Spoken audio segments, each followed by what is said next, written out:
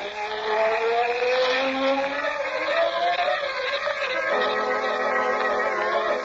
Sweeping down upon the underworld to smash gangland comes the mysterious, all-powerful character who is a problem to the police, but a crusader for law.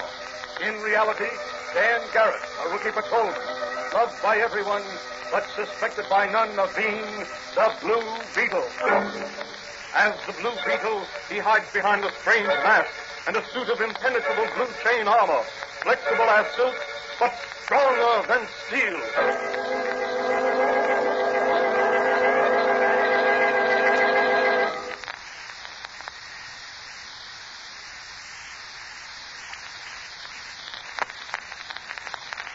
Today's episode of the Fox feature, The Blue Beetle, is entitled Two Rackets in One.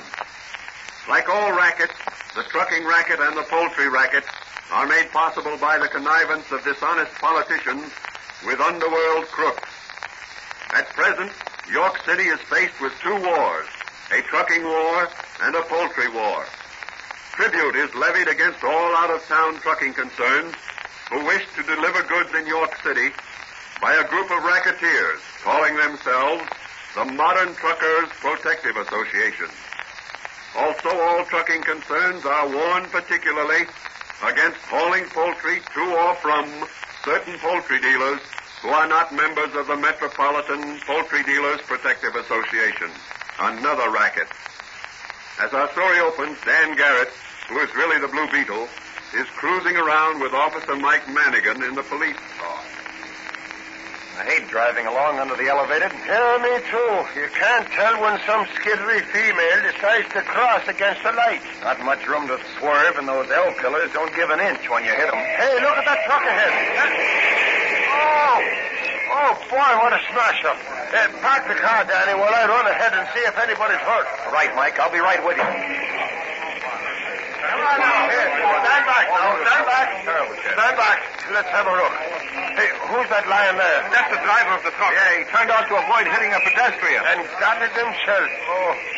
Oh, he's in pretty bad shape. Some of you phone City Hospital for the ambulance. I'll make it snappy. I'll go, officer. There's a phone in my store. The water, oh, thank you, lady. I'll find out, Mike. Well, the driver here turned his truck to avoid hitting a pedestrian and lost control, I guess. And his truck turned over on him. Oh, the poor devil. He got it bad, I'm thinking. The truck belongs to the Intercity Trucking Company. Yeah. They're one of the trucking companies who refused to join the MCPA. Yeah, that's right. What became of the pedestrian? Well, I don't know. Did any of you people see the person whose stupidity and haste caused this accident? Yeah, I saw him. He was standing on the corner for some time. And when he saw that truck coming, he started running across the street. He stopped suddenly. And when he saw the truck crash, well, he ran away. Which way did he run? Across the street the way he started? No, the opposite direction. Well, what do you think, Danny? This wreck was planned, and I think I know who planned it.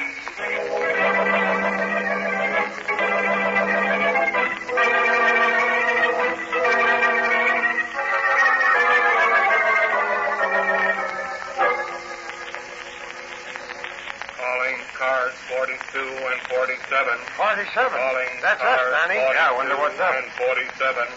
Go to 1327 Rankin Street. There is a fire in a garage. Come on, Danny, let's step on it. 42 and 47.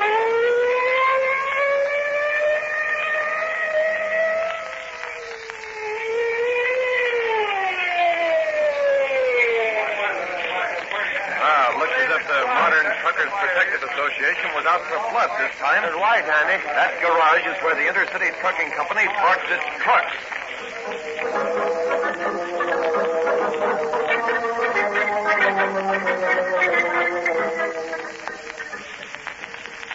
Calling car 47. Calling car 47. Go to 3rd and Pine Street. There's been an accident. Give it a gas, Danny. Oh, boy, this is our busy day.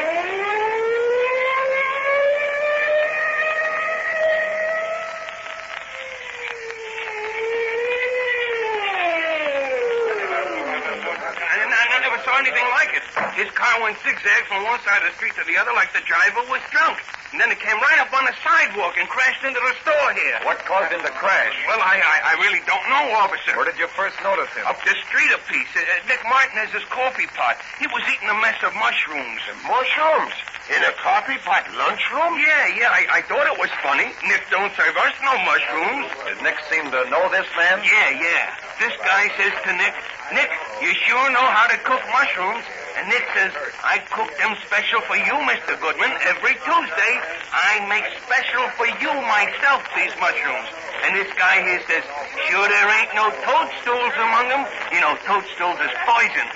So I've heard. Yeah. And then when I came out, this guy was getting in his car. And like I said, pulled out in front of me. So now look at him. The poor devil is dead. Yes, Mike. This looks like a case of murder.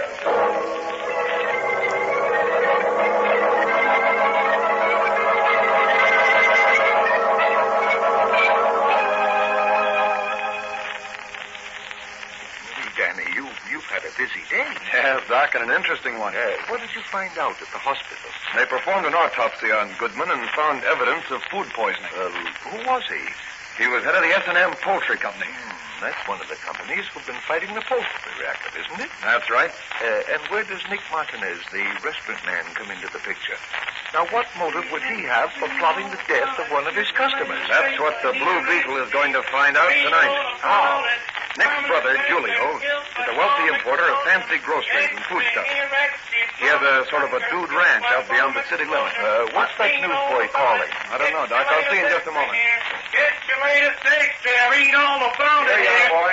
Give me one of those. Yes, sir. Here you are. Thank you. What's the paper say, Danny? Banker Williamson, president of the Drovers and Provision Dealers Bank, was killed by a bomb which blew up his car when he stepped on the starter. My. And he was one of our finest citizens, an honest, straightforward businessman. Now, who could have wanted him out of the way? I don't know. But Julio Martinez, Nick's brother, is one of the directors of the bank. And he may know. So what are you going to do? The Blue Beetle is going to ask Mr. Julio Martinez a few questions and waste no time about it. So long, Doc. Don't wait up for me. And don't worry. The Blue Beetle may be out till dawn.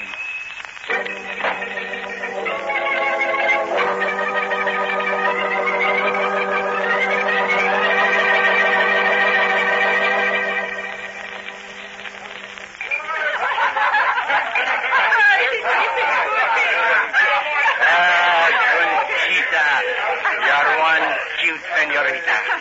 Come, give Julio the big kiss. Conchita like to give rich man the big kiss. Is that good, no? No. Oh, my God, it is not good. It's not big enough. And here is a bigger one. That is better. Tomorrow you will begin to make much money with this kiss. Conchita like that? What Conchita do? Conchita meet with rich man who will not do what Julio wants. Conchita make rich man's wife jealous. Oh, me, I like to make other women jealous. That is fun. See, Conchita will have much fun, but not this rich man.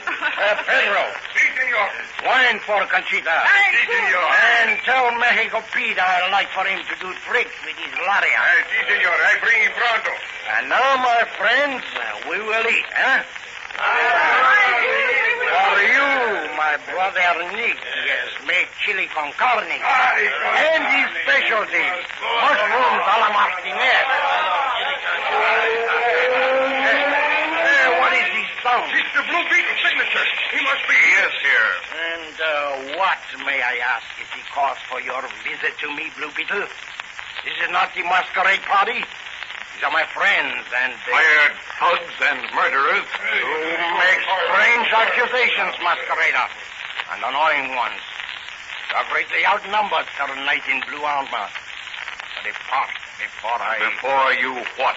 Before I call the police. Police are already on their way here. The police, Conchita don't like the police. Can't you? Quiet, everybody. We are respectable citizens. We do not fear the police. Why have you called them, masquerader? To pick up the murderers of Banker Williamson, poisoner of Samuel Goodman, The rotten gang of racketeering crooks. Drive them, men! Chief! Bring the machete! Put that gun down, Pedro. And you're next, Julio. And as for you, Nick, with your machete, I'm allergic to knives, so drop it. Don't try to run away, Julio. I want you as a special guest for the police. Good work, Chief. Rip the Blue Beetle with your lariat. What I do now, senor? Sit on him and put gag in his mouth. I have his hands, senor boss. Try them, Pedro. Pete, throw your lariat over that beam there and haul the Blue Beetle up by his feet. Then tie the end of the lariat to the post on the stairway. Si, senor, I do. But my lariat, she is good one. Now I will buy you another one. The police! They call! Everybody will go out by the back way. Take the cars and go to my yacht. I will join you there as soon as I have done away with this Blue Beetle. What would you do with him, eh? Let him hang by his feet from the rafters until the police arrive. For a long time they have wished to capture the Blue Beetle. I, Julio Martinez, make them president of the Blue Beetle.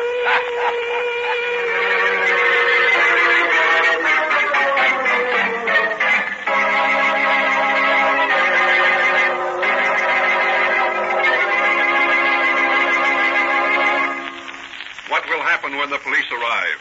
Will they capture the Blue Beetle? Or will he free himself and escape to pick up the trail of Julio Martinez and his gacketeers? These questions will be answered in the next episode of The Blue Beetle.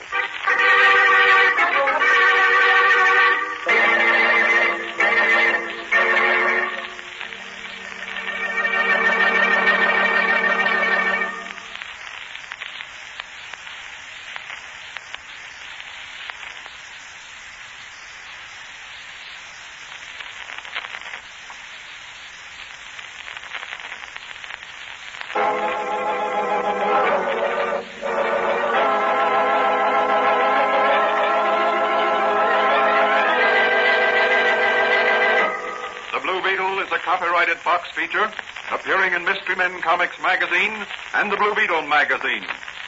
The Blue Beetle is on the air twice a week on this same station. Consult the broadcast schedule in your local newspaper. And don't forget to listen in to The Blue Beetle.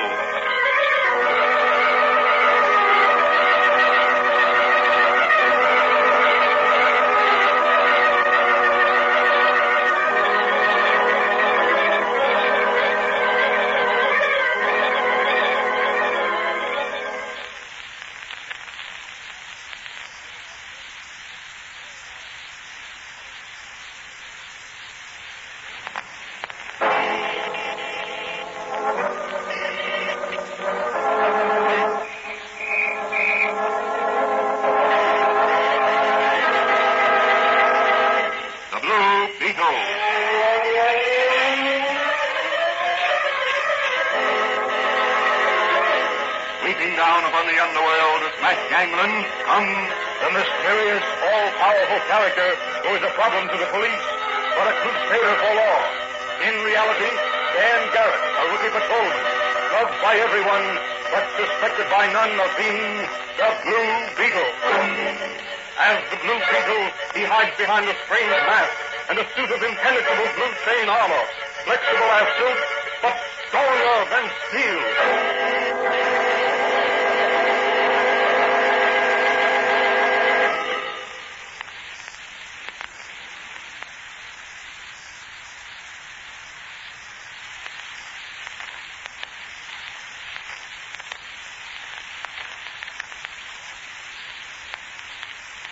Today's episode of the Fox feature, The Blue Beetle, is the second part of a story entitled Two Rackets in One.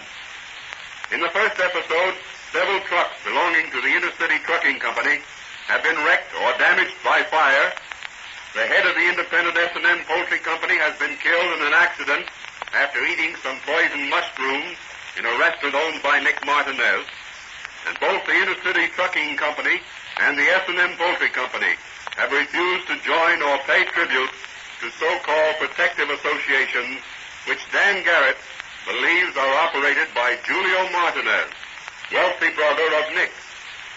Also on the same day, J.L. Williamson, president of the Drovers and Provision Dealers Bank, of which Julio Martinez is the director, has been killed by a bomb attached to the starter of his motor car.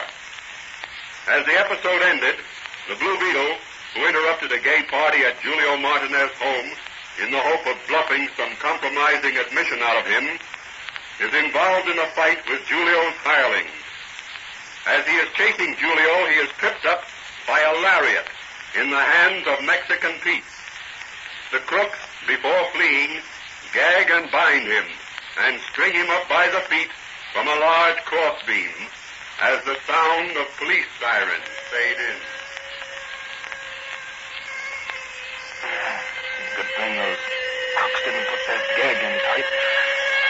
Now if I can just double up like a jackknife, free my hands. There, my hands are free. Now to double up. Grab the rope. Got it. Hello there. Open up. It's the law. Why not break in the door, Mannigan? I'm not breaking in any man's door to ask him some civil questions. Besides, we ain't here to make an arrest. We're just here to question Julio Martinez or Martinez or whatever his name is. Well, a man with a name like that can't be on the level. Maybe he's a crook. And what makes you say that? Well, he's a foreigner, ain't he? Now look who's talking. A new one generation out of County Kilkenny and Ireland. Are you a crook officer or Well, that's different. Oh, it is now. Well, maybe he ain't home. And maybe your mother's cat had kittens. So why don't you try the door? Maybe it ain't locked. And maybe you'd like a kick in the shin. There, see? Just what I told you. Shut up. Anyway, I did my duty according to regulations. Hey, look, Mike. There's a rope hanging from that beam. Maybe Martinez... Hung himself and his ghost is hidden his body. Well, all right. What do we do now? And we'll report back to headquarters. Come on now. Maybe the chief will send us out here again in the morning. Gosh, that was close. Lucky that beam was wide, or Mannigan and O'Toole would have spotted my Blue Beetle armor. Now to get down and make a little search among Julio's private papers. He didn't take them with him. The Blue Beetle's going to put Julio Martinez and his gang behind bars.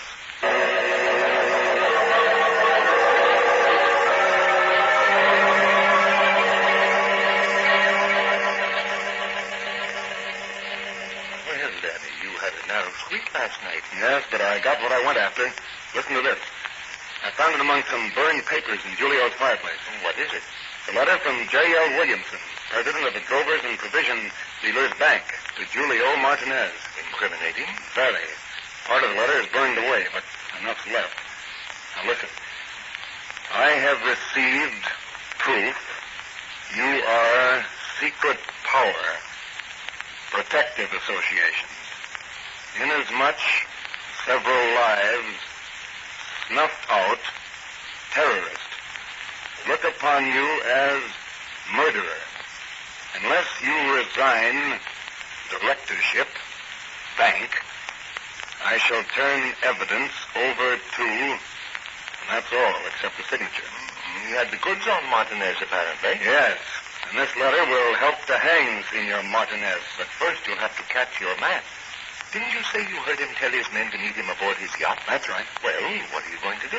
The Blue Beetle is going to commandeer the fastest plane he can find and scour the seacoast. Well, so long, Doc. The Blue Beetle's going to fly high, fast, and true.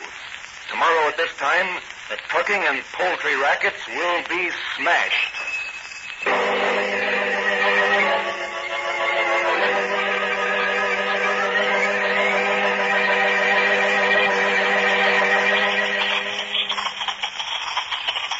Good flying weather today, Joe. Yeah. Understand, the Army's going to test those new bomb sights this morning. Yeah, there's one of the bombers over there now. Boys ran it out of the hangar a few minutes ago. Hey, look. There's someone there driving out to the plane. See that low-slung roadster there? Yeah. That's not an Army car either. Come on, let's see who it is. Yeah. Looks like that mysterious guy who's always wearing blue chain armor and a mysterious mask. The Blue Beetle? Yeah, that's it. Come on, we better speed up. Yeah, he's going to climb into that cockpit. Hey there! Hey! Hey, get out of the way!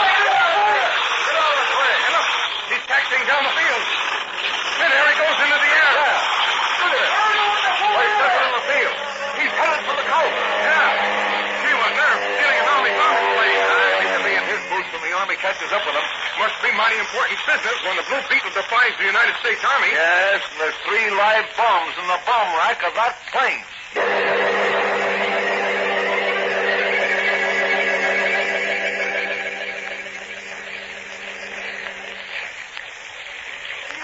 This yacht is beautiful, and the weather is beautiful, and... Conchita, she is beautiful. I like a man who owns big yachts. I think Conchita marry man who owns big yachts. How you like, Julio? That is matter we will discuss when the other matter is just done. What do you mean? There is much work to be done. Money to be made to be sure his mouth will be closed permanently. You mean the Blue Beetle? The Blue Beetle is now in the hands of the police. They will not believe him. I have destroyed written evidence. But there is human evidence that must be destroyed. You are a ruthless man. Conchita love ruthless man. Beg pardon, Senor Capitan. There is plane off there, sir. Moving fast this way. It's army plane. She is no concern about. Tell Manuel to head out to sea. Aye, sir. And tell Sparks to get in touch with Rogie ashore by wireless and report. Aye, sir. But look, Julio. That plane, she's coming down. She's coming close to us. What do you see in those spyglasses, Julio?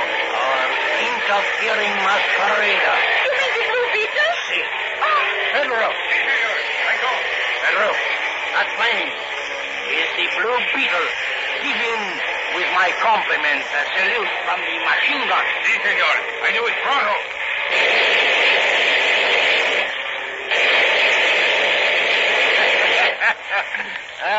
Pedro is one good shot, huh? Mr. Blue Beetle does not like our salute. He has fly away. Maybe now he will mind his own business. I hope so. But look, he's coming back. So? Well, if he wishes more salutes, we give him plenty. But maybe he give us the same thing. Conchita no like bullets. You go below, Conchita. I do not want you to be hit. Si, senor, I go downstairs. It is not too noisy. Look, he's driving right to the ship. It's a bombing plane. Hey, release the ball.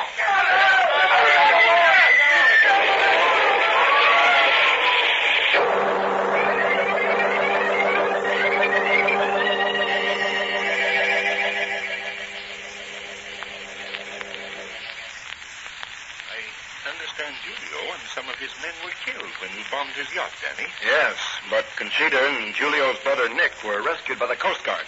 What about the bomber? Well, I managed to land her safely on Randall's Beach.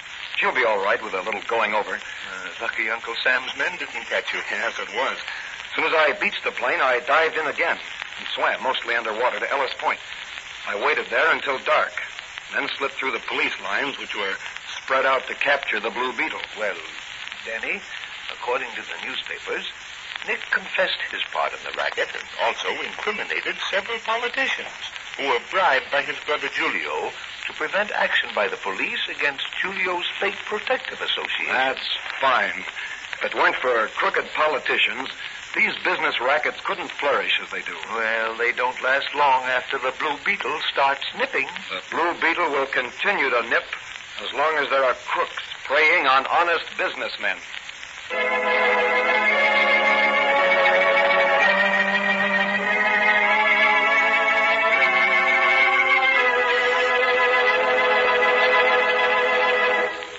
And so 2 rackets were smashed by the Blue Beetle with 1 bomb. The lesson of this story is that the rackets in this country are being rapidly eliminated by aroused citizens and the agencies of law and order. What new adventures await the Blue Beetle in his one-man crusade against crime and the underworld? Can he continue to outwit the forces of evil? These questions will be answered in the next adventure of the Blue Beetle.